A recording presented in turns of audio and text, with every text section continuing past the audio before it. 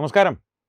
ഈ കഴിഞ്ഞ ദിവസം ഫേസ്ബുക്കിൽ ഒരു രസകരമായിട്ടുള്ള പോസ്റ്റ് കണ്ടു. കാരണം ഈ ജിഹാദികൾക്കും ഇടത് ആവാസ വ്യവസ്ഥയ്ക്കും നിർലോഭം പുറത്തു നിന്ന് സാമ്പത്തിക സഹായം വന്നുകൊണ്ടിരുന്ന കാലത്ത് അവരുടെ പ്രക്ഷോഭങ്ങൾക്കൊക്കെ പിന്തുണ നൽകാനായിട്ട് സെലിബ്രിറ്റികളായിട്ട് വന്നുകൊണ്ടിരുന്നത് ദീപിക പദിക്കോണും ഹൃതിക് റോഷനും ഒക്കെയായിരുന്നു.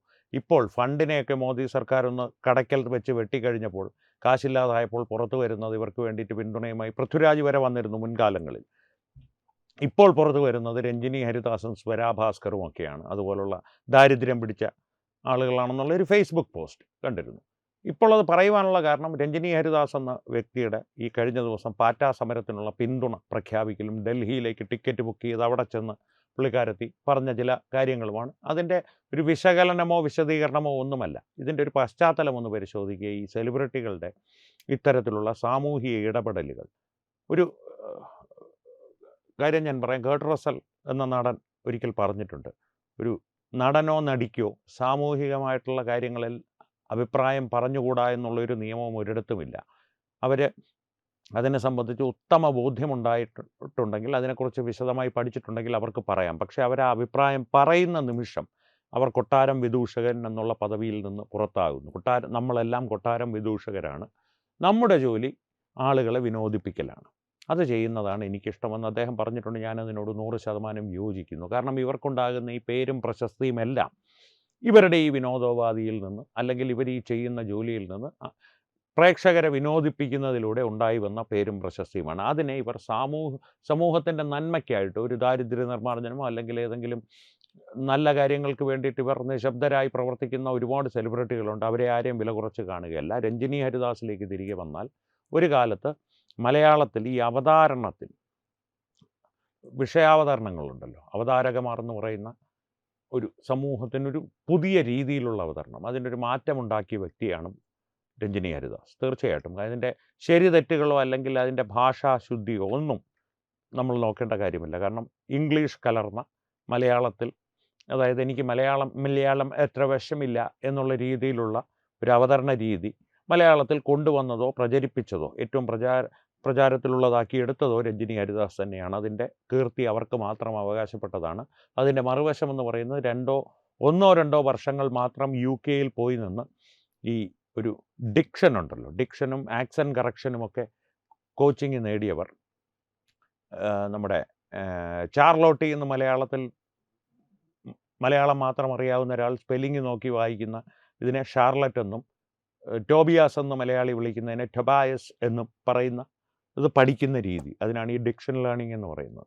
അത് കുറേ കൂടി ഒരു ഗാഠമായിട്ടുള്ള പഠനം നടന്മാർക്കും നടിമാർക്കും നൽകാറുണ്ട് വലിയ വലിയ ഈ കലാക്ഷേത്രങ്ങൾ എന്ന് പറയുന്നത് നാടകത്തിലും സിനിമയ്ക്കുമുള്ള കലാക്ഷേത്രങ്ങൾ. വിഷയത്തിലേക്ക് തിരിച്ചു വന്നാൽ, അങ്ങനെയുള്ളൊരു അഭ്യാസം സ്വന്തമാക്കിയെടുത്ത് അതുപയോഗിച്ച് പേരും പ്രശസ്തിയും ഉണ്ടാക്കിയൊരു വ്യക്തിയാണ് രഞ്ജിനി ഹരിദാസ്. രഞ്ജിനി ഹരിദാസിൻ്റെ സാമൂഹികമായിട്ടുള്ള ഇടപെടലുകൾ ഇതിനു മുൻപുണ്ടായിട്ടുള്ളത് പട്ടികളുടെ കാര്യത്തിലാണ്. പട്ടികളെ സംരക്ഷിക്കുക, അതിനു വേണ്ടിയിട്ട് കണ്ണീരോടെ വിലാപങ്ങൾ നടത്തുക. അതോടുകൂടി ഉണ്ടായ ഒരു കുഴപ്പമെന്ന് പറഞ്ഞു കഴിഞ്ഞാൽ, പട്ടികളോട് ഏതെങ്കിലും തരത്തിൽ സഹതാപം ഉണ്ടായിരുന്ന ആളുകൾക്ക് പോലും പലർക്കും ആ സഹതാപം നഷ്ടപ്പെട്ടു. കാരണം മറുവശത്ത് ആ പ്രചാരണം ഏറ്റെടുത്തത് ഇവരായതുകൊണ്ട് മാത്രം. കാരണം അത്രത്തോളം ഒരു ഡിവൈഡിങ് ഫോഴ്സ് ആയിരുന്നു ഇവർ. കാരണം ഇവരെക്കുറിച്ച് വിരുദ്ധാഭിപ്രായങ്ങളും അനുകൂലിക്കുന്നവരുമായിട്ട് ചേരിതിരിഞ്ഞുള്ള ആളുകളെ ചേരിതിരിക്കുന്നതിലും ഇവർ വിജയിച്ചിട്ടുണ്ട്. കാരണം പലർക്കും, ഒരു കൂട്ടർക്ക് ഇവരെ വലിയ ഇഷ്ടമാണെങ്കിൽ ഒരു കൂട്ടർക്ക് ഇവരെ കണ്ണെടുത്താൽ കണ്ടുകൂടാ. അങ്ങനെയുള്ളൊരു അഭിപ്രായമായിരുന്നു രഞ്ജിനി ഹരിദാസിനെ കുറിച്ച് പൊതുവെ, അവരുടെ അവതരണ രീതിയെക്കുറിച്ചുമൊക്കെ. മഹാനടനായിട്ടുള്ള ജഗതി ശ്രീകുമാർ പരസ്യമായിട്ട് സ്റ്റാർ സിംഗറിൻ്റെയോ മറ്റോ വേദിയിൽ വെച്ച് രഞ്ജിനി ഹരിദാസ് അവതാരകരായിട്ട് തന്നെ നിൽക്കണം, അല്ലാതെ ജഡ്ജിമാരാകരുത്, വിധികർത്താക്കളാകരുത് എന്ന് കൃത്യമായിട്ട് വിമർശിച്ചുകൊണ്ട് പറയുന്നൊരു വീഡിയോ ഇപ്പോഴും സാമൂഹ്യ മാധ്യമങ്ങളിൽ കാണാം. ഇത്രയും അവരുടെ ഒരു പശ്ചാത്തലം പറഞ്ഞത് ഇന്നലത്തെ അവരുടെ ഈ പാറ്റകളുടെ കലാപശ്രമത്തിൻ്റെ ഇടയിലുള്ള അവരുടെ ഒരു വ്യാജ പ്രചാരണം കണ്ടതുകൊണ്ട് മാത്രമാണ്. അവർ പറയുന്നത് ലോറികളിൽ കല്ല് കൊണ്ടുവന്ന് റാപ്പിഡ് ആക്ഷൻ ഫോഴ്സ് കുട്ടികളെ കല്ലെറിഞ്ഞു എന്നുള്ളതാണ്. ഒരു വീഡിയോ ഞാൻ കാണിക്കാം.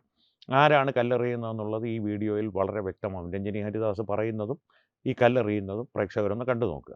വീഡിയോ കണ്ടിട്ട് നമുക്ക് വരാം. ആ ഏരിയയിലേക്കാണ് സംസദിലേക്കുള്ള മാർച്ച് പോകേണ്ടത്. Jantar Manthar is here. So ആ ഏരിയയിലേക്ക് രാവിലെ 9 മണിക്ക് പോകേണ്ട മാർച്ച് പെർമിഷൻ ഇല്ല എന്ന് പറയുന്ന സാധനമൊക്കെ നമ്മൾ കണ്ടു. അപ്പൊ ഇതിനകത്ത് ഇവരെ ബാരിക്കേഡ് ചെയ്ത് 3 ലെയർ ആയിട്ടുള്ള ബാരിക്കേഡ്സ് ആണ് ഇവിടെ വെച്ചിരിക്കുന്നത്. ആ 3 ലെയർ ബാരിക്കേഡ്സ് ക്രോസ് ചെയ്ത് പോയത് ആരൊക്കെയാണോ അവരെയൊക്കെ ഇൻഹ്യൂമൻ ആയി നിങ്ങൾ കണ്ട വീഡിയോസ് ഒക്കെ അവരെ ഈ സംസദ് വരെ എത്തുന്ന ആൾക്കാരെ, ഓൺ ദ വേ പോകുന്ന ആൾക്കാരെ ലാത്തി ചാർജ് ചെയ്ത് ടിയർ ഗ്യാസ് ചെയ്ത വിഷ്വൽസ് ആണ്. അതിന് you can see the visuals. ഇവരാരും പ്രൊട്ടസ്റ്റ് ചെയ്ത ഒരാൾ പോലും അവിടെ അങ്ങോട്ട് അറ്റാക്ക് ചെയ്തിട്ടില്ല. അവർ കയ്യിൽ ഒന്നെങ്കിൽ കോൺസ്റ്റിറ്റ്യൂഷൻ അല്ലെങ്കിൽ നമ്മുടെ ഏതെങ്കിലും ലീഡേഴ്സിന്റെ പിക്ചർ, റോസാപ്പൂ, ഫ്ലാഗ്, വളരെ പീസ്ഫുൾ ആയിട്ടുള്ള കാര്യം, വളരെ സോഫ്റ്റ് ആയിട്ടാണ് ഇവരെല്ലാരും പെരുമാറുന്നത്.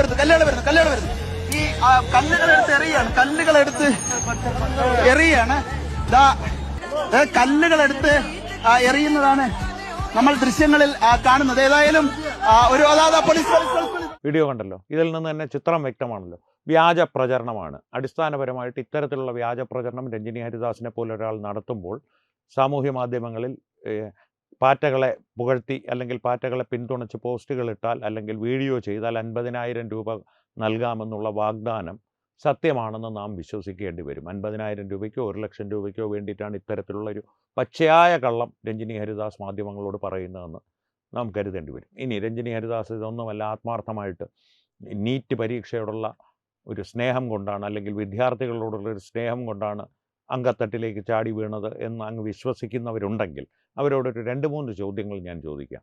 സെക്രട്ടേറിയറ്റിൻ്റെ മുൻപിൽ അവരുടെ ജീവിതോപാധി PSC റാങ്ക് ലിസ്റ്റുകാർ മണ്ണ് വാരിത്തുന്ന സമരങ്ങൾ ഉണ്ടായിട്ടുണ്ട്. നമ്മുടെ സെക്രട്ടേറിയറ്റിൻ്റെ മുൻപിൽ ആശാവർക്കർമാരുടെ സമരം, അത്തരത്തിലുള്ള സമരങ്ങളിലൊന്നും രഞ്ജിനി ഹരിദാസിനെ കണ്ടിട്ടില്ല. ഈ സമീപകാലത്ത് ഒരു സ്വകാര്യ കമ്പനി അതിലെ ജീവനക്കാരെ ഏതാണ്ടൊരു 3-2 പേരെ പിരിച്ചുവിട്ടു. അതിൽ അവരുടെ വിഷമങ്ങൾ, അതിൻ്റെ ശരിതെറ്റുകൾ നമുക്ക് പരിശോധിക്കേണ്ട. ഇത്തരത്തിലുള്ള സംഭവങ്ങൾ കേരളത്തിൽ തന്നെ ഉണ്ടായ വേദികളിൽ ഒരിടത്തും അല്ലെങ്കിൽ സ്ഥലങ്ങളിൽ ഒരിടത്തും രഞ്ജിനി ഹരിദാസിൻ്റെ ഈ സാമൂഹ്യ പ്രതിബദ്ധത നാം കണ്ടിട്ടില്ല. കൃത്യമായിട്ട് ഡൽഹിയിൽ ചെന്ന് ഒരു മോഡി സർക്കാരിൻ്റെ രൂക്ഷ വിമർശനം, ഇങ്ങനിരിക്കുന്ന പടം ഒക്കെയായിട്ടുള്ള വിവിധ സാമൂഹ്യ മാധ്യമങ്ങളിൽ പ്രചരിപ്പിക്കുന്ന പടങ്ങളുടെ പശ്ചാത്തലത്തിൽ മാത്രമാണ് സാമൂഹ്യ പ്രതിബദ്ധത അളക്കുന്നതെങ്കിൽ ക്ഷമിക്കണം, എനിക്കതിന് യാതൊരു വിശ്വാസവുമില്ല അത്തരത്തിലുള്ള ഒരു അളവുകോലിനോട്. അത്തരത്തിലുള്ള ഒരു അളവുകോൽ ഒടിച്ചു കളയണമെന്നുള്ളതാണ് എൻ്റെ വ്യക്തിപരമായിട്ടുള്ള അഭിപ്രായം. ഇനി രഞ്ജിനി ഹരിദാസിലേക്ക് തിരികെ വന്നു കഴിഞ്ഞാൽ, പട്ടികളുടെ കാര്യം ഒരു തീരുമാനമാക്കി, ഇനി പാറ്റകളുടെ കാര്യവും തീരുമാനമാക്കുന്നതിൽ സന്തോഷമേ ഉള്ളൂ. പക്ഷേ രാജ്യവിരുദ്ധ കലാപത്തിന് ശ്രമിക്കുന്ന ഒരു ശക്തികളുടെ പിന്നിൽ നിന്ന് അവരെ പിന്തുണയ്ക്കുമ്പോൾ വസ്തുനിഷ്ഠമായ കാര്യങ്ങളെങ്കിലും പറയുവാൻ ശ്രദ്ധിക്കുക. കാരണം ഇതൊരു കലാപമായി മാറി നാളെ പാർലമെൻറ്റ് അവരുടെ ആഗ്രഹം പോലെ അവർ പിഴുത് ദൂരെ എറിയുമെന്നുള്ള ഇതൊന്നും നടക്കാൻ പോകുന്നില്ല. മോദി മരിക്കണമെന്നുള്ള അവരുടെ ആഗ്രഹവും നടക്കാൻ പോകുന്നില്ല. ഇന്ന് RPയുമായിട്ട് വളരെ വിശദമായിട്ട് ആ വിഷയത്തിൽ ഞാനൊരു ചർച്ച ചെയ്തിട്ടുണ്ട്. പ്രേക്ഷകർക്ക് അത് കാണാവുന്നതാണ്, അതൊന്ന് കണ്ടു നോക്കണം. അതിലെല്ലാം ഈ വീഡിയോകൾ ഉൾപ്പെടെയുള്ള കാര്യങ്ങൾ കൊടുത്തിട്ടുമുണ്ട്. RP വളരെ വിശദമായിട്ട് തന്നെ ഈ ഒരു പശ്ചാത്തലം വിശദീകരിക്കുന്നുണ്ട്. ഇതെങ്ങനെ രാജ്യവിരുദ്ധമാകുന്നു ഈ പ്രക്ഷോഭം എന്നുള്ളത്. നീറ്റുമായിട്ട് ഇതിനിപ്പോൾ ബന്ധമൊന്നുമില്ല. നീറ്റൊക്കെ എപ്പോഴേ മറന്നു കഴിഞ്ഞു. അടിസ്ഥാനപരമായിട്ട് ഈ രഞ്ജിനി ഹരിദാസിനെ പോലുള്ളവർ ചെയ്യുന്നത് വാങ്ങിയ കൂലിക്ക് വായ്പാട്ട് പാടുക എന്നുള്ളത് മാത്രമാണ് എന്ന് വിശ്വസിക്കേണ്ട ഒരു സാഹചര്യമാണ് ഇപ്പോൾ നിലവിലുള്ളത്. പ്രത്യേകിച്ചും അവർ പച്ച കള്ളങ്ങൾ ഈ പിന്തുണ എന്നുള്ള പേരിൽ മാധ്യമങ്ങൾക്ക് മുമ്പിൽ വിളിച്ചു പറയുമ്പോൾ രോഷാകുലയായി പോരാടാൻ ഇറങ്ങിയിരിക്കുകയാണ്. നേരത്തെ പറഞ്ഞല്ലോ, ഇത്തരത്തിലുള്ള മണ്ണ് വാരിത്തുന്ന പാവങ്ങളുടെ സമരത്തിൻ്റെ ഇടയിൽ രഞ്ജിനി ഹരിദാസിനെ കണ്ടിട്ടില്ല. കാരണം അവിടെ ചിലപ്പോൾ ഈ വാട്ടർ ക്യാനിന് ഉപയോഗിച്ച് ഉള്ള പ്രയോഗമുണ്ടാകും പോലീസിൻ്റേതെന്നുള്ള മുന്നറിയിപ്പ് കിട്ടിക്കാണും. അല്ലെങ്കിൽ അതിന് വേണ്ടിയിട്ട് ആരും കാശ് അക്കൗണ്ടിലേക്ക് ഇട്ട് കൊടുത്തു കാണില്ല. ഇതിനു മുൻപ് ഈ പ്രതികരണത്തിൻ്റെ അസുഖമുള്ളൊരു വ്യക്തിയായിരുന്നു പൃഥ്വിരാജ്. തൊട്ടതിനും തൊടാത്തതിനുമെല്ലാം റവല്യൂഷൻ ഈസ് ഹോം ഗ്രോൺ, ലക്ഷദ്വീപിലെ തെങ്ങിന് കാവിയടിക്കുന്നു തുടങ്ങിയ കാര്യങ്ങളിലെല്ലാം ഷേവ് ലക്ഷദ്വീപ്, അങ്ങനെ നിരവധി പദ്ധതികളുമായി അദ്ദേഹം, അല്ലെങ്കിൽ നിരവധി പ്രക്ഷോഭങ്ങൾക്ക് പിന്തുണയുമായി അദ്ദേഹം സാമൂഹ്യ മാധ്യമങ്ങളിൽ നിറഞ്ഞു നിന്നിരുന്നു. ഇന്ന് അദ്ദേഹം എവിടെ എത്തി നിൽക്കുന്നു എന്നുള്ളത് അദ്ദേഹത്തിനും അറിയാം. അദ്ദേഹത്തെ ഇടയ്ക്കിടയ്ക്ക് പിന്തുണയ്ക്കുവാൻ വരുന്ന അദ്ദേഹത്തിൻ്റെ മാതാവിനും അറിയാം. ആളെറിഞ്ഞ് കളിക്കട എന്ന് ജനങ്ങളോട് ഭീഷണി മുഴക്കി അദ്ദേഹത്തിൻ്റെ ധർമ്മപത്നിക്കും അറിയാം. അതൊന്ന് ആലോചിക്കുന്നത് നല്ലതായിരിക്കും. പക്ഷേ അല്ലെങ്കിൽ തന്നെ അത് ആലോചിക്കുകയൊന്നും വേണ്ട, സ്വന്തം ഇഷ്ടമാണ്. കാരണം ഇപ്പോൾ ഒരു 10-40 വയസ്സുള്ള രഞ്ജിനി ഹരിദാസിന് പ്രത്യേകിച്ച് ഒരു സാമൂഹ്യ ബോധം ഉണ്ടാക്കിത്തരേണ്ട ബാധ്യതയൊന്നും എനിക്കില്ല. പക്ഷേ രാഷ്ട്രമീമാംസ എന്ന് പറയുന്നൊരു കാര്യമുണ്ട്. രാഷ്ട്രമീമാംസ പോയിട്ടൊരു സാമൂഹിക മീമാംസ പോലും ഇല്ലാത്ത, ഒരു സാമാന്യബോധത്തെക്കുറിച്ചുള്ളൊരു മീമാംസ പോലും ഇല്ലാത്ത ഒരു വ്യക്തിയായി അധപ്പതിക്കുന്നത് ഇന്നത്തെ കാലത്ത് സെലിബ്രിറ്റികൾക്ക് എളുപ്പം പണമുണ്ടാക്കാനുള്ളൊരു വഴിയാണ്. പ്രൊമോഷൻ, അതും ഒരു പ്രൊമോഷൻ മാത്രമാണ്. ഒരു ഹെയർ ജെല്ല് പ്രൊമോട്ട് ചെയ്യുന്നു, അല്ലെങ്കിൽ ഒരു ഫേസ് ക്രീം പ്രൊമോട്ട് ചെയ്യുന്നു, അതുപോലെ CJPയും പ്രൊമോട്ട് ചെയ്യുന്നു. ഹെയർ ജെല്ലിന് ശീതീകരിച്ച അന്തരീക്ഷത്തിൽ ഒരു 4-5 ടേക്കുകളിൽ കാര്യങ്ങൾ നടത്താം. ഇത് കുറച്ചു നേരം ഡൽഹിയിലെ ചൂടിലോ തണുപ്പിലോ അല്ലെങ്കിൽ മഴയത്തോ പോയി നിന്ന് ആത്മരോക്ഷത്തോടു കൂടിയുള്ള പ്രകടനം നടത്തണം. എന്നിട്ട് അതിനൊരു മുൻകൂർ ജാമ്യം എടുക്കുക. തെറി വിളിച്ചാലും എനിക്ക് പ്രശ്നമൊന്നുമില്ല, തെറി വിളി എനിക്ക് എനിക്ക് നല്ല ശീലമാണ്. അടിസ്ഥാനപരമായിട്ട് ആളുകളെ ട്രിഗർ ചെയ്ത് ഇതിനെ കൂടുതൽ പ്രചരിപ്പിക്കുക എന്നുള്ളൊരു തന്ത്രമാണ് ഇവിടെ രഞ്ജിനി ഹരിദാസ് ചെയ്യുന്നത്. അത് രഞ്ജിനി ഹരിദാസിന് നല്ലതുപോലെ പരിചിതമായിട്ടുള്ളൊരു പ്രക്രിയയാണ്, അല്ലെങ്കിൽ ഒരു ക്രിയയാണ്. കാരണം കാലാകാലങ്ങളായി അത്തരത്തിൽ തന്നെയാണ് അവരവരുടെ പ്രശസ്തികൾ ഉയർത്തിക്കൊണ്ടുവന്നത്. ഏതെങ്കിലും തരത്തിൽ അവർ അപ്രസക്തിയാകുന്നു എന്ന് കാണുമ്പോൾ എന്തെങ്കിലും ഒരു വിവാദത്തിൽ അവർ ഇടപെടും, അല്ലെങ്കിൽ സ്വയം കയറിയങ്ങ് ഇടപെടും. പട്ടികളുടെ കാര്യത്തിലാണെങ്കിൽ പട്ടികളുടെ കാര്യത്തിൽ, അല്ലെങ്കിൽ എന്നെ അവൻ ഇങ്ങനെ തുറച്ചു നോക്കി, എന്നെ അവൻ അങ്ങനെ തുറച്ചു നോക്കി, ബോഡി കോൺഷ്യസ്, എൻ്റെ പേരിലുള്ള വ്യാജ വീഡിയോ ഇറങ്ങി, തുടങ്ങിയിട്ടുള്ള നിരവധി വിവാദങ്ങൾ കാലാകാലങ്ങളിൽ ഏതൊക്കെ, പ്രത്യേകിച്ച് ഈ സ്റ്റാർ സിംഗറുടെ വേദിയിൽ നിന്ന് അവർ അപ്രത്യക്ഷയായി തുടങ്ങിയതിന് ശേഷം, പുതിയ അവതാരകർ വന്നു തുടങ്ങിയതിന് ശേഷം, കാലത്തിൻ്റെ ഒരു കളിയാണത്. സ്വാഭാവികമായി അവർ അപ്രസക്തയായി തുടങ്ങി. ഞാൻ അവരുടെ സാമ്പത്തിക സ്ഥിതിയോ ഒന്നുമല്ല പറയുന്നത്. സാമ്പത്തിക സ്ഥിതിയൊക്കെ വളരെ മെച്ചമായിട്ടിരിക്കുന്ന അവസരങ്ങളിൽ പോലും ഈ സെലിബ്രിറ്റികൾക്കൊരു കുഴപ്പമുണ്ട്.